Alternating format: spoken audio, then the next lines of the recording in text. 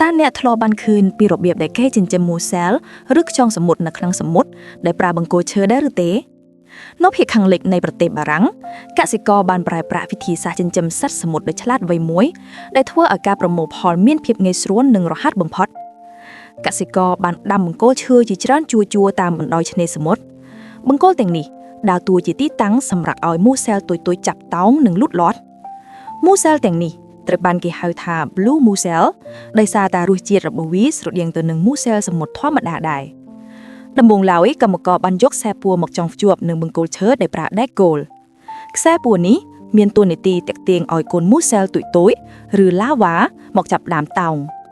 នៅពេលដែលកូនមូសែលចាប់ដើមតោងជាប់នឹងខ្សែពួរហើយកម្មករនឹងកាត់ខ្សែពួរទាំងនោះរួចយកវាទៅរុំព័ទ្ធជុំវិញបង្គោលឈើដើម្បីការពារកូនមូសែលកុំឲ្យទឹកចំនួនសមុទ្រហូរច្រោះយកទៅបាត់ពួកគេបានយកសំណាញ់មួយស្រទាប់ទៀតមកគ្របពីលើបង្គោលឈើដែលរុំដោយមូសែលនោះ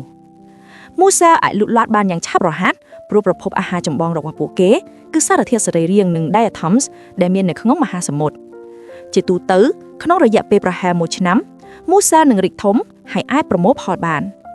នៅពេលប្រមូលផលគេប្រើប្រាស់គ្រឿងចាក់ពិសេសមួយដែលត្រូវបានរចនាឡើងដើម្បីចាក់បង្គោលឈើនោះទាំងមូល